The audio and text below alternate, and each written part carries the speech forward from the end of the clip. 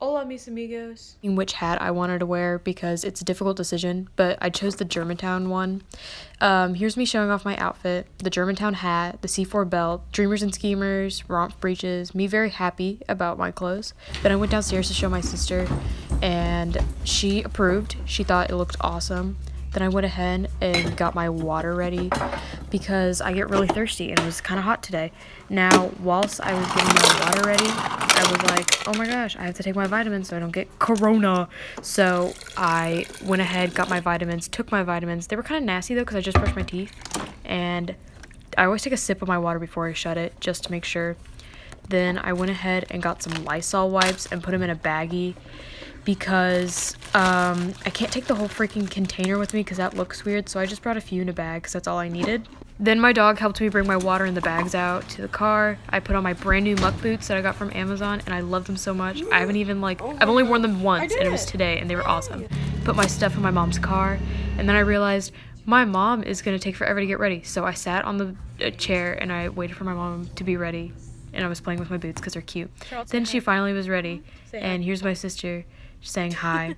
When I got there, I realized I was riding Feta. I was super excited, but the first horse I saw when I got out there was Cookie, so I had to go say hello to her for Lucy. Cookie! And she was super cute, and she came up to me and then acted like she didn't even know me when I touched her. I felt honestly betrayed. Only when I ran down to Feta's pasture, he was the first horse there waiting for me, so I called him pretty, because he is, obviously. Here's me walking him back. He's the slowest horse in the entire world. It took forever. And then Alum and Bubbles were yelling at each other, so I thought I was going to try to capture another squeal, but it never happened. Then I thought this was kind of artsy, and then Feta would not stop sniffing my shoulder. Cookie was following us.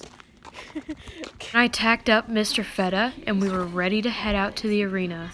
He was kind of lazy today. I kind of wish I brought a crop, but that's just not how the cookie crumbled.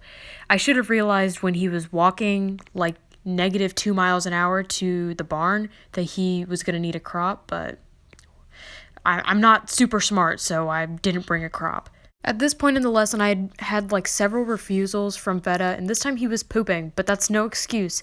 And you can see we're going at a nice even pace, and he's just like, no, I'm gonna poop instead of go over this jump. So we tried it again, and he actually went over it this time, and we looked spicy. So the next jump is the barn jump up here, which, guess what? He also refused, which honestly, he had refused it 3 times already, and I was just so frustrated at that point. Now you see what I mean by I wish I brought my crop? But this time we actually jumped it, and we had a really nice pace going up to it, but the last 2 strides he decided to just go super slow. This next line he actually never refused, not even once, not even before we started filming, and he takes it so slow for some reason. I'm giving him the most leg, and he's just no.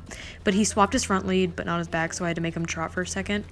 And then we had to go over to our next set of jumps, which was this green jump, and then an inside turn to the stone wall jump, which is this red and black jump. And guess what Feta did? He refused it. So I almost died, but it's okay because I have amazing core strength.